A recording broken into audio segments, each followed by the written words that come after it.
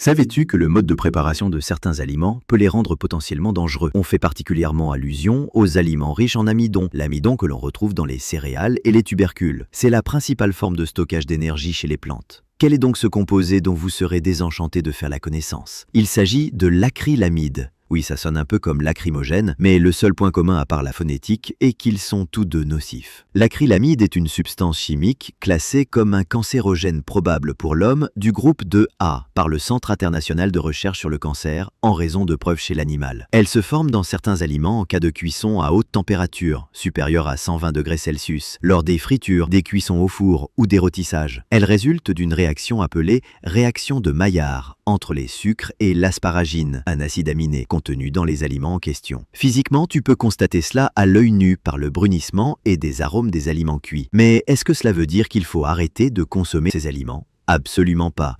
Nous sommes sur Terre et qu'on le veuille ou non, il y a plein de toxines auxquelles nous sommes exposés chaque jour. Ce que l'on peut faire, c'est essayer de réduire du mieux que l'on peut la concentration d'acrylamide dans les aliments que l'on consomme, et voici comment y parvenir. Mais avant, voici les aliments et substances qui contiennent le plus d'acrylamide. Certains produits à base de pommes de terre. Les frites, l'un des principaux contributeurs à l'exposition alimentaire aux acrylamides, surtout lorsqu'elles sont trop dorées ou brunes. Les chips, dont la teneur en acrylamide est encore plus élevée par rapport aux frites. Le café. Pour développer les arômes et les saveurs caractéristiques du café, les grains subissent une transformation thermique appelée torréfaction. Ce processus physico-chimique modifie non seulement les propriétés gustatives du café, mais aussi sa couleur. Ainsi, plus la torréfaction est poussée, plus le grain devient foncé, jusqu'à prendre une teinte noire. Et le café noir est d'ailleurs une source notable d'acrylamide. Les grains robusta en contiennent généralement davantage que les grains arabica, car ils sont naturellement plus riches en asparagine, déjà évoqué plus haut. Cette info sera peut-être utile aux experts en café. Le pain grillé. Les zones brunes du pain grillé contiennent des niveaux élevés d'acrylamide. Dans la même logique, les biscuits et les crackers. Tabac. La fumée de cigarette est une source importante d'acrylamide, indépendante de l'alimentation.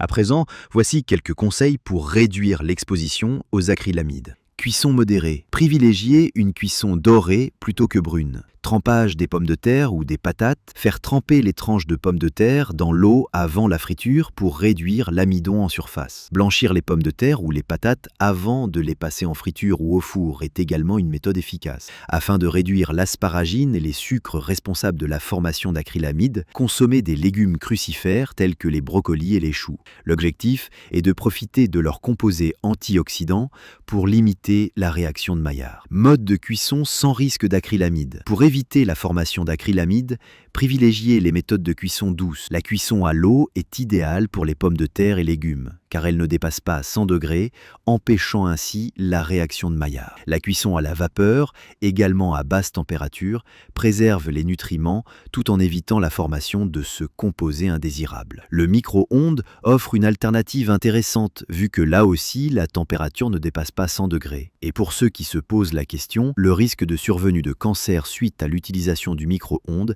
est faible. Merci de laisser un pouce, de t'abonner et de partager si cette vidéo t'a appris quelque chose.